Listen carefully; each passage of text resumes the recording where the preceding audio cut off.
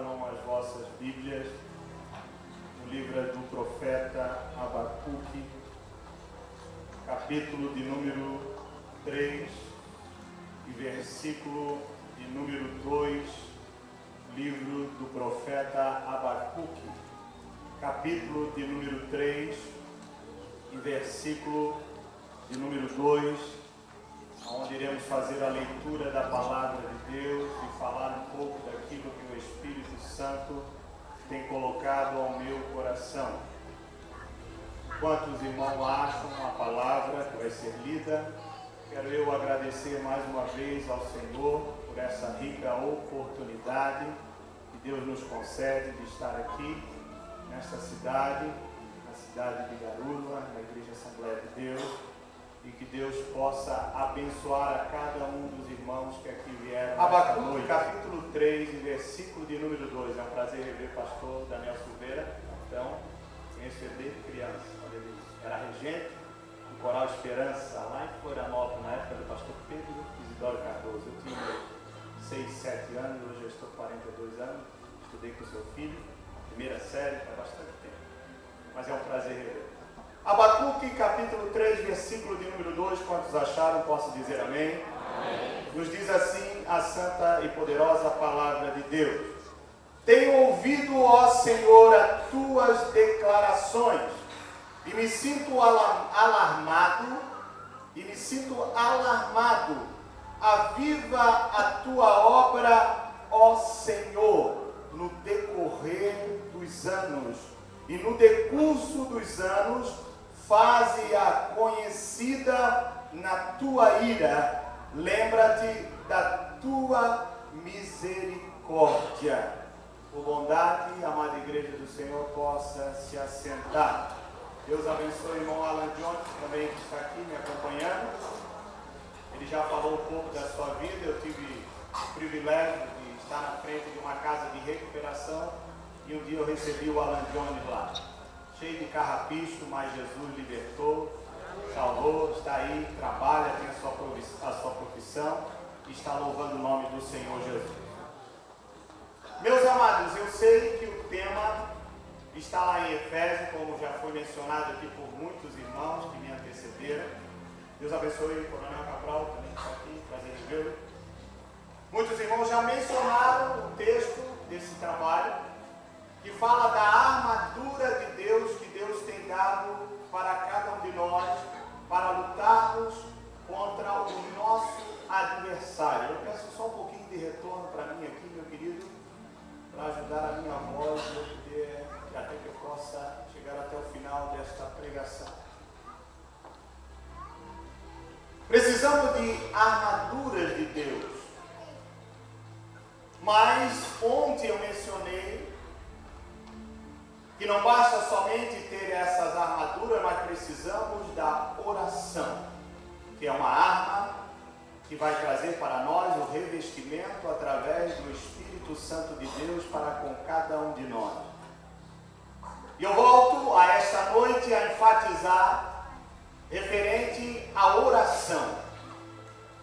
Um texto da palavra de Deus muito conhecido, que é usado em muitos trabalhos de avivamento, mas um texto que me chama muita atenção, porque Abacuque, ele está vivendo num momento de crise, um momento caótico, um momento de caos, em que ele estava presenciando tudo o que estava acontecendo naquele momento com o povo, apesar do aparente triunfo do mal contra a nossa vida.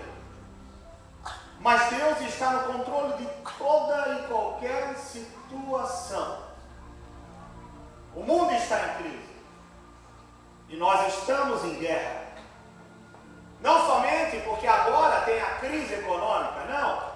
Já estamos em uma guerra, em uma crise há muito tempo. Como o próprio apóstolo Paulo fala, que não lutamos contra a carne e o sangue, mas lutamos contra a potestade, principados, o diabo e os seus anjos. E algumas pessoas piso aí na cabeça de Satanás, pula, amassa. Não seja ousado em fazer isso, não. Porque ele também tem poder.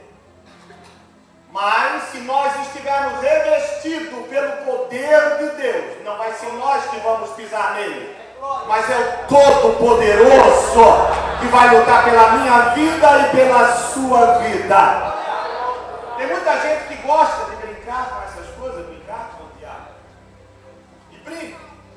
No momento de crise que estamos enfrentando, crise de personalidade, crise de caráter, crise de tantas coisas que estão acontecendo, e nós precisamos ter a armadura de Deus, e precisamos usar a arma poderosa que é a oração, a consagração, para que nós venhamos ter um revestimento tal para enfrentar essas dificuldades. Abacuque, segundo alguns historiadores, eruditos, traz o significado do seu nome como lutador, ou abraçar. Abacuque estava diante de um cenário panorâmico em que a Babilônia se tornava a maior potência mundial. E Judá logo sentiria a força destrutiva. Sentiria algo como fosse um martelo que estaria oprimindo, querendo despedaçar aquele povo. E se nós olharmos no âmbito espiritual, estamos vivendo um momento caótico, um momento de crise. Um momento em que já foi falado aqui, se todos estivessem atentos do que está acontecendo, a igreja estaria lotada. A igreja estaria cheia. Porque todos estariam aqui em busca de revestimento, em busca de uma palavra para enfrentar as situações que estão para vir contra a minha vida e a sua vida. O mundo físico também está em guerra, mas o mundo espiritual também está em guerra constante. Mas tem pessoas dormindo, não se acordaram para enxergar o que está acontecendo diante dos nossos olhos, no meio da igreja, dentro da nossa casa, em particular com cada um de nós. Tem pessoas que estão simplesmente vindo à igreja como fosse apenas um encontro. Preciso ir bem vestido, bem trajado, para ir a um encontro. E tem pessoas que até exageram na sua vestimenta. Pastor, tu veio aqui exaltar? Não. A palavra exaltar, falei ontem, que significa encorajar. Eu vim encorajar você, para você herdar o céu. E eu estava sentado no sofá da minha casa, eu sinto algo de Deus maravilhoso aqui. Sentado na minha casa, eu iria pregar e eu pedi, Espírito Santo, que eu vou pregar. Era em outro lugar. E Deus falou comigo profundamente, falou claramente ao meu ouvido, dizendo, abra a Bíblia, em Lucas 7:31. E lá está escrito, a quem comparareis os homens do presente século? Jesus estava dando testemunho de João Batista, um dos últimos profetas, o homem que veio abrir caminhos para que o Filho de Deus viesse após ele. Após ele. Este homem, o próprio Jesus dá testemunho dele, da forma que ele se comportava, da forma que ele agia, da forma que ele se vestia. Ah, pastor, mas o contexto histórico era diferente, era, mas eu estou falando no sentido espiritual. Mas muitas pessoas vêm bem vestidas para a igreja, mas se esquecem de ter um revestimento espiritual, que é o mais importante para nossas vidas. Falo em vitória, falo em oração,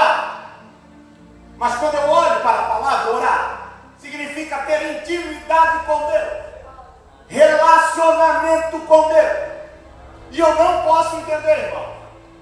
A pessoa que ora ao Senhor, que busca ao Senhor, que tem intimidade com Ele, possa continuar ainda na sua vida que levava outrora.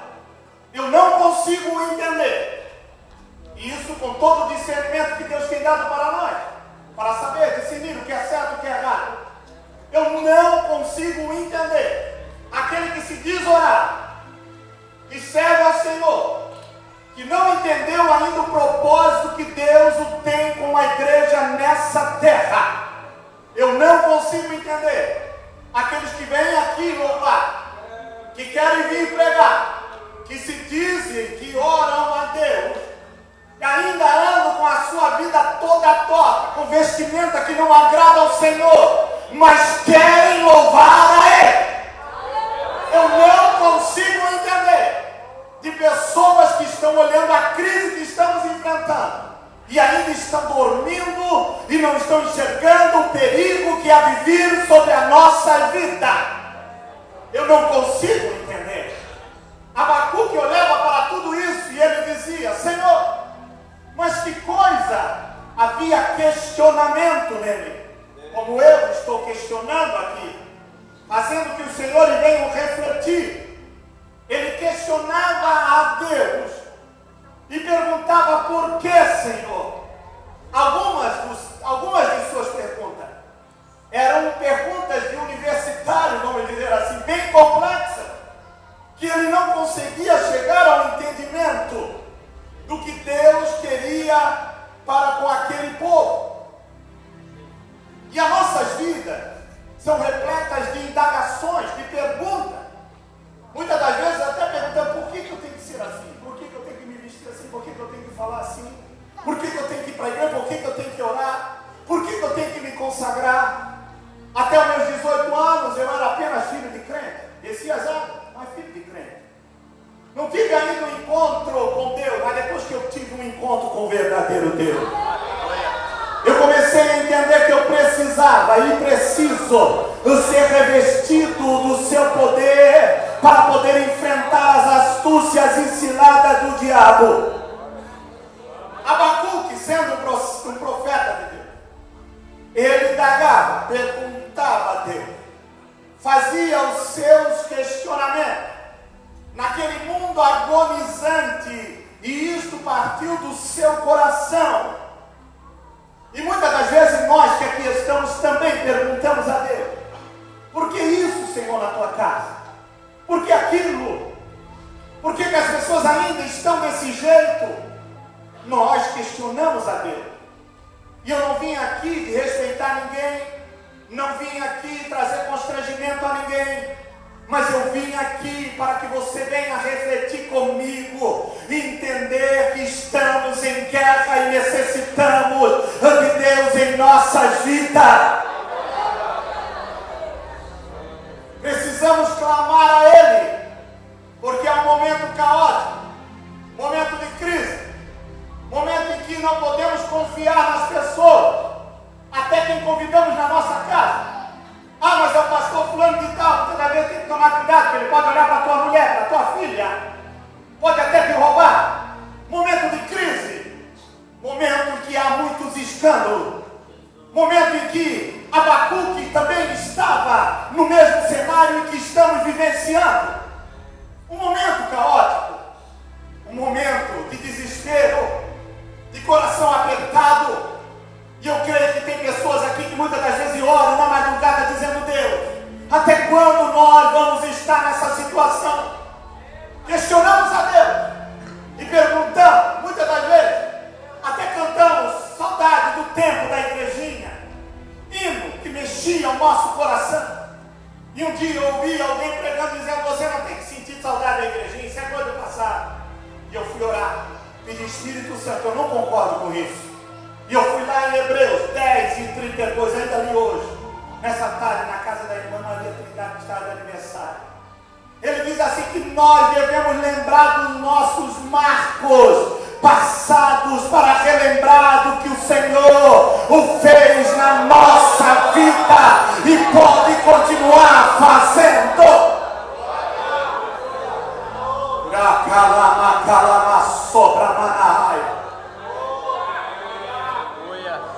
Abacuque questionado e lembrava para o céu: Senhor, tu tem promessa na vida deste povo. Tu sabe o que está acontecendo. Mas o povo de Judá não estava nem aí. Quase todo o primeiro capítulo, capítulo primeiro, é dedicado às suas questões, os seus questionamentos. Até quando, Deus? Até quando, Senhor? Clamarei e tu não me escutarás. Gritarei violência e não salvarás. Até quando nós vamos gritar nesta terra, igreja, por tanta coisa que está acontecendo, a violência, a injustiça, a hipocrisia? Não conseguimos nem acreditar mais na justiça, porque existem manipulações de algumas seitas, de algumas irmandades que acham que mandam neste mundo. Mas mesmo em qualquer situação, o mais caótica que estejamos vivendo, o Deus do céu ainda controla e é dono de tudo. Eu confiarei nele. E ele vai pelejar pela nossa vida. No início do capítulo de número 2, Deus começa a responder a Abacuque. Todos os ímpios triunfam, mas no final serão julgados. E a justiça prevalecerá. Questionamos, perguntamos, mas Deus nos responde. Tudo que está acontecendo, um dia todos serão julgados. Não tem pequeno, não tem grande. Todos serão julgados. O juízo de Deus vai chegar a cada um de nós. Vai chegar diante de nós. E nós vamos ver que o Deus que servimos valeu a pena, e está confiante e permanecendo na sua presença. Abacuque conclui o seu livro com uma oração de triunfo. Todavia eu me alegrarei no Senhor e exaltarei no Deus da minha salvação. Abacuque 3:1 ainda. Louva a Deus porque Deus respondeu a sua pergunta. Porque o mal não triunfará para sempre. Mas Deus vai chegar um certo momento e vai dizer: mal, aqui está o teu limite. Aqui acabou. Vai ser o momento em que Deus enviará o seu Filho a este mundo. Era algo profético que ele estava falando para com cada um de nós. No capítulo 3, versículo de número 2, Abacuque sabia que o povo de Judá seria ou teria uma experiência não muito agradável, porque o profeta sabia que Deus disciplinaria o seu povo. Disciplinar significa corrigir. Corrigir. Está fora do eixo, vamos fazer andar no eixo. Andar no que é para ser andado. O profeta, ele não diz: Senhor, mas eu estou aqui, me escape, me tira eu. Não. Ele disse, ele aceitou a vontade de Deus e pediu misericórdia. Abacuque não pede para escapar, mas ele aceita a vontade de Deus para com a sua vida. E aí eu vejo lá em Hebreus capítulo 12, versículos 5 e 6. Deus disciplina seus filhos a fim de trazê-los de volta a si. O mundo caótico, a crise que enfrentamos, é uma forma de Deus nos disciplinar. É uma forma de Deus chamar a nossa atenção. É uma forma que Deus faz com que você se acorde e comece a ver que estamos diante de um grande perigo. e precisamos dele em nossa vida. Nós devemos aceitar a correção do Deus vivo Todo-Poderoso, para que possamos encontrar o que Deus tem de melhor para a nossa vida. A oração de Abacuque era um salmo, um cântico acompanhado de corda. Ele estava louvando e ao mesmo tempo orando. Ele expressava a sua fé em Deus, embora a situação não fosse boa, mas ele estava em súplica, estava em oração, em intercessão. E ele diz: ouvi, Senhor, a tua palavra e temi. Me reporto ao que eu iniciei nessa prédica, nessa pregação. Eu não consigo entender das pessoas que dizem orar ao Senhor e não ter temor no seu coração. Porque quando nos aquebrantamos diante de Deus, é gerado um temor em nosso coração. Ele diz: ouvi, Senhor, a tua palavra e temi. Aviva, ó Senhor, a tua obra no meio dos anos. E no meio dos anos a notifica. Na ira, lembra-te da tua misericórdia. Ouvir significa o quê? A inteligência, a atenção, obedecer no original. Ouvir significa obedecer. Eu ouvi a tua voz, estou atento para te obedecer, para seguir os teus mandamentos. E ele diz: eu temi. Temer significa o quê? Temer é ter reverência, respeito ao Senhor. Olhamos para nós agora, em nosso interior. Será que estamos desenvolvendo esse temor em cada um de nós quando dobramos o nosso joelho e falamos com Deus vivo, Todo-Poderoso?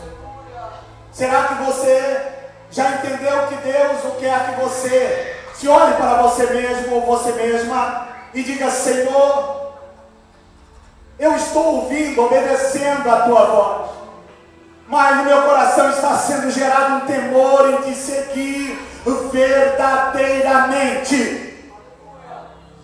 Não em seguir apenas no falar, mas seguir na prática. O próprio João diz: não vamos ser apenas ouvintes, mas praticantes da palavra de Deus. Canto, prego, mas não coloque em prática. Que hipocrisia! Mas temos que ter temor em nossas vidas. Orar ao Senhor, usar dessa arma e dizer: Senhor, eu estou tendo temor ao meu coração e eu preciso mudar a minha atitude para que tu seja para comigo.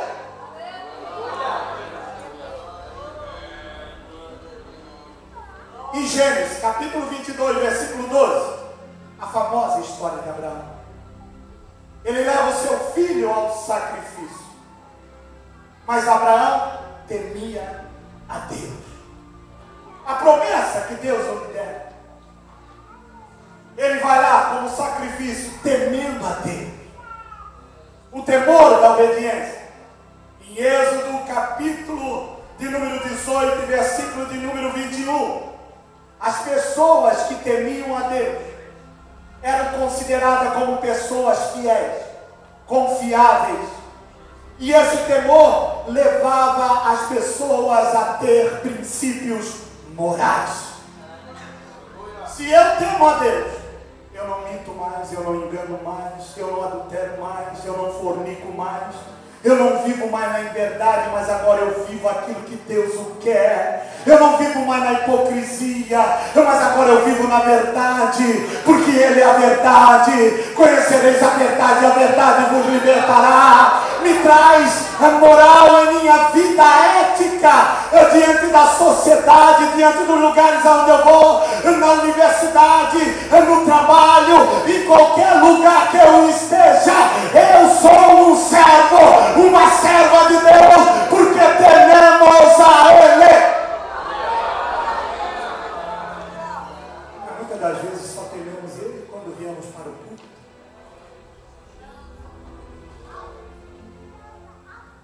mas não fomos ainda convertidos. Porque quem tem uma conversão de verdade é gerado o temor, é gerado o respeito dentro dele, para com Deus. Êxodo capítulo 1, versículo 17 e 21.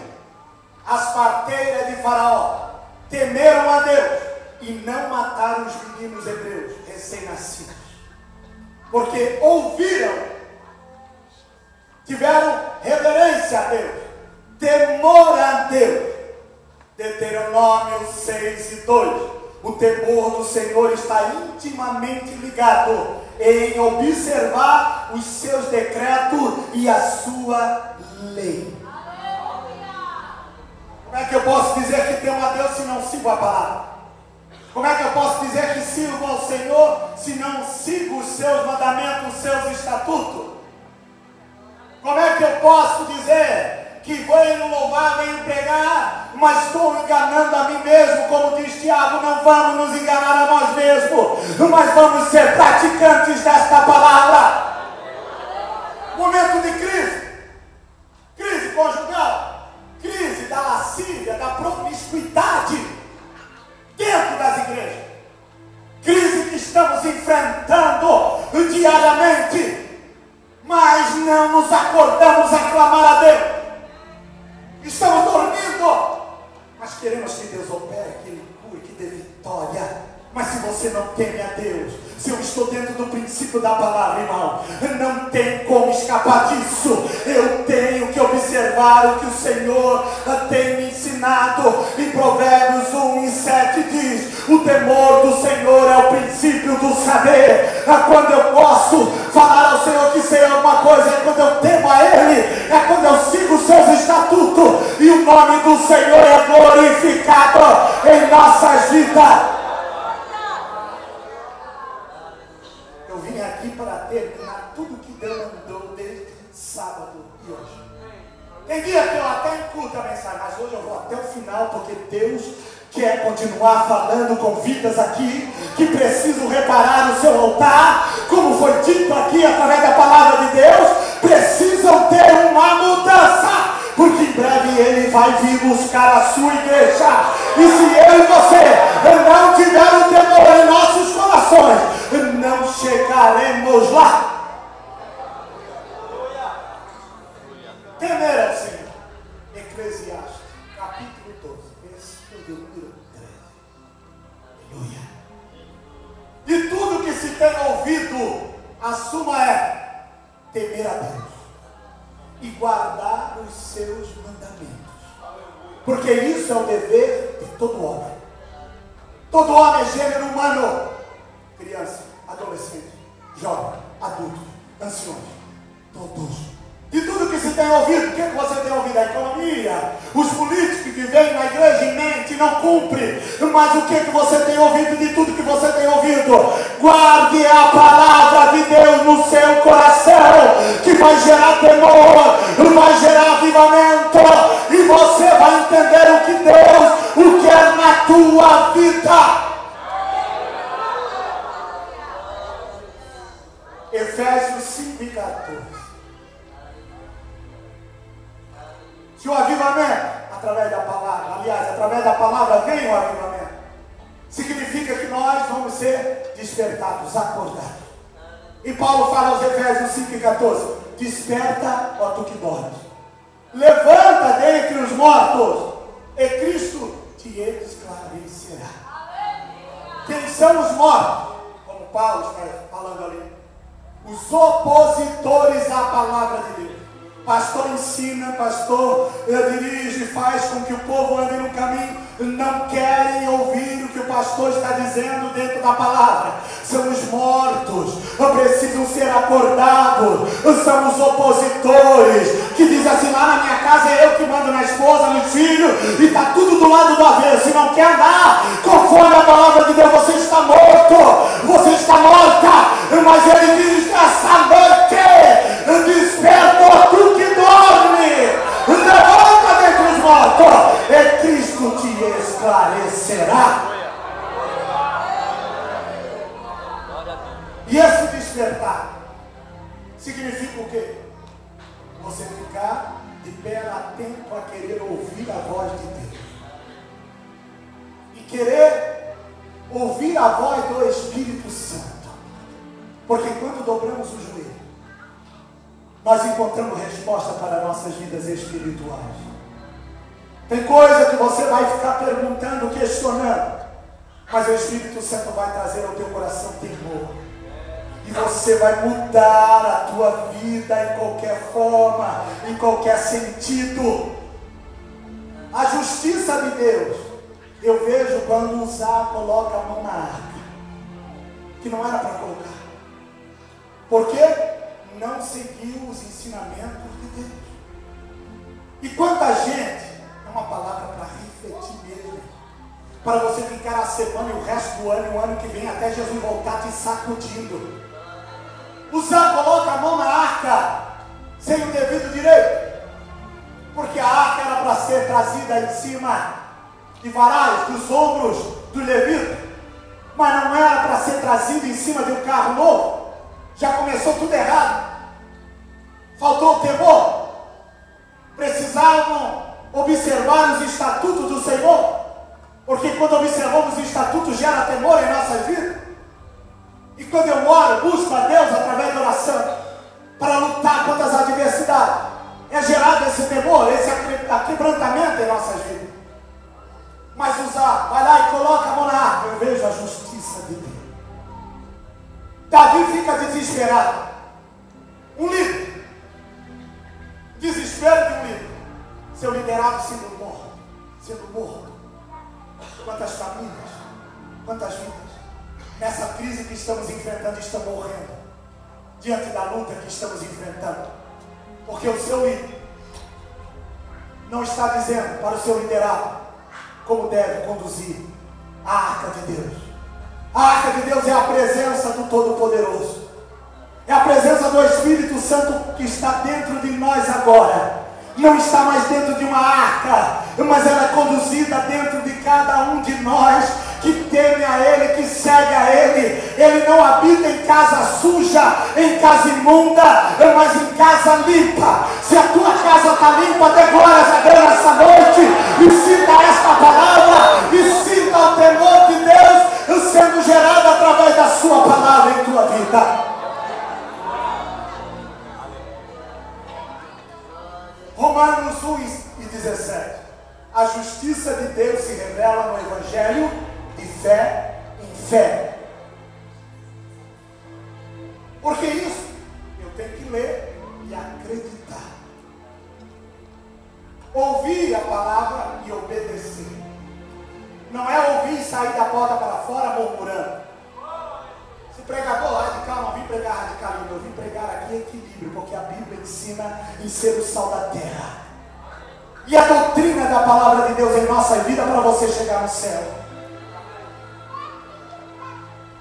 Ele fala de algo, de justiça de Deus em nossa vida quando olhamos para o Evangelho e entendemos através da fé o que Deus quer de melhor para a nossa vida.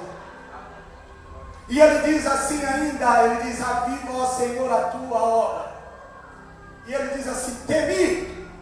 E ele diz: lembra de nós no momento da tua ira.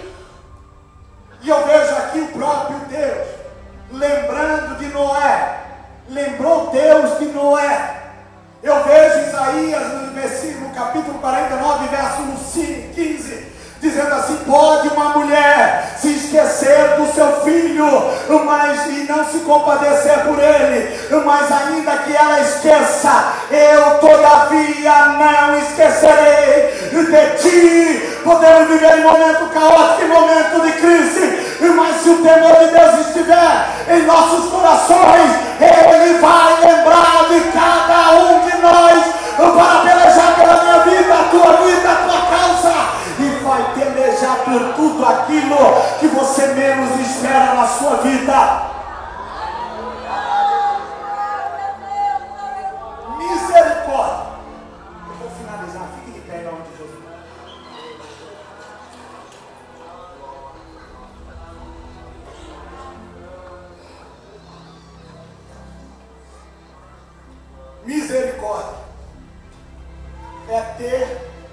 compaixão.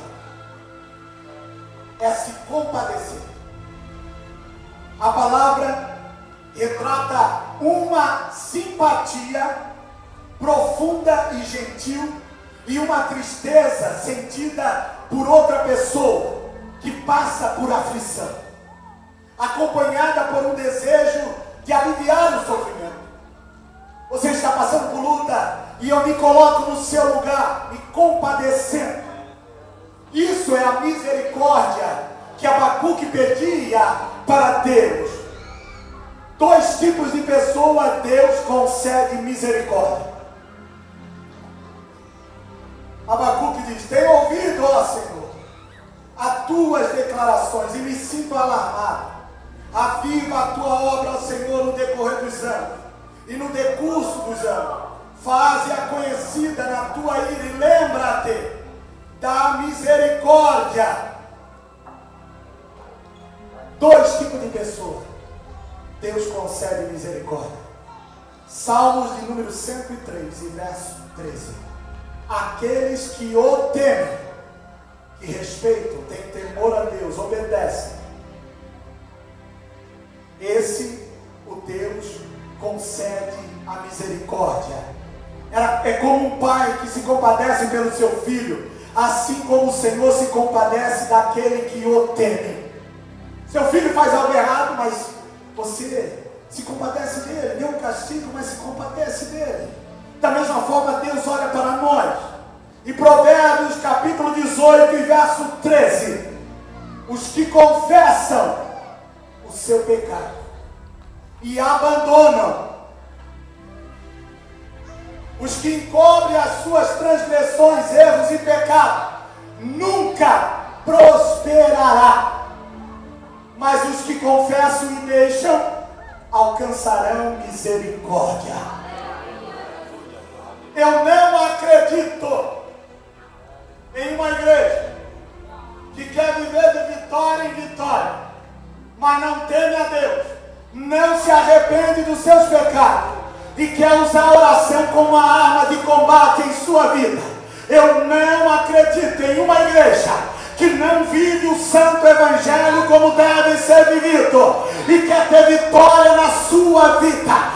Mas eu acredito, aquele que ouviu esta palavra nesta noite e crê no que Deus falou conosco, que está ouvindo o Senhor falar, está gerando temor no seu coração e já se arrependeu, largou do que fazia, eles vão alcançar a misericórdia da parte de Deus em cada vida, em cada família, no seu trabalho, na sua luta. Deus vai te abençoar. Aleluia. Glórias a Deus. Você que quer uma oração, vem aqui na frente, eu quero orar com você. Curva a tua fronte e vá adorando a Deus. Sinta a presença do Todo-Poderoso. Você que quer oração, vem aqui na frente. É tempo de renovo, é tempo de avivamento, é tempo de luta, é tempo de combate, é tempo de guerra. Para lutar contra a sorte e do inimigo de Satanás, se revestindo com toda a armadura de Deus. Ouvir o Senhor a tua glória, a tua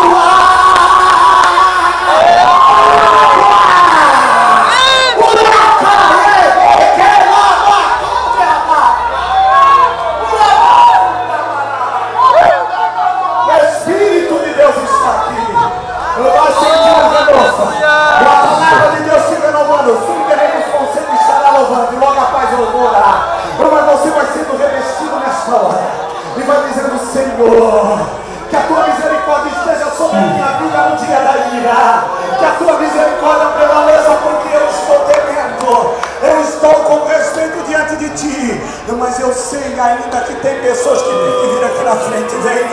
Venha rapidamente, esqueça o que vão falar, o que vão dizer, o que vão pensar, mas pense na tua salvação, na tua vida, com Deus nessa noite. Poderoso. Essa igreja não vai ser mais a mesma a partir de hoje. Algo está mudando, continua vendo este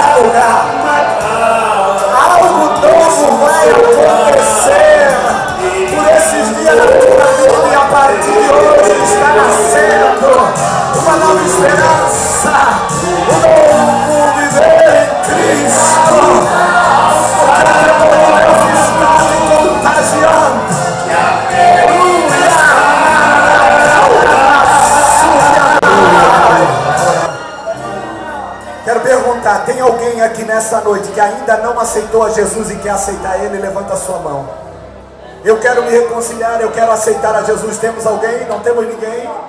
Vou orar, cubra a tua fronte nesse momento, vamos orar. E continue sentindo a presença de Deus que está aqui nessa noite. Bendito e soberano e eterno Deus, eu ouvi a tua voz ao meu coração e nesta noite eu preguei a tua palavra como tu tem me mandado. E eu tenho certeza que tu operou nesta noite em vidas. Tu sacudiu vidas aqui nesta noite. Senhor, fez muita gente repensar em suas atitudes, em nosso proceder. E eu também me incluo nesta palavra, porque sou pecador e necessito de ti. Bendito soberano eterno Deus, que nesta noite o temor seja gerado e seja enraizado em cada vida, e que não saia mais de cada um de nós esse temor, até o dia que tu venha buscar a tua igreja. Senhor meu Deus, venha repreender toda obra maligna, satânica, e que venhamos usar essa arma poderosa, que é a oração, que é o temor, a tua palavra em nossas vidas, e que o Senhor venha bradar, pelejar por cada um de nós. Repreenda toda e qualquer enfermidade nesta noite, é o que nós te pedimos em nome de Jesus. Abraça a pessoa que está do teu lado e diga assim: vamos guardar esse temor, temor na palavra, temor na obediência, temor em servir a Deus, e que Deus te abençoe muitíssimo. E não esqueça de orar por esse céu, pastor Charles, Fernando e a minha família, em nome de Jesus.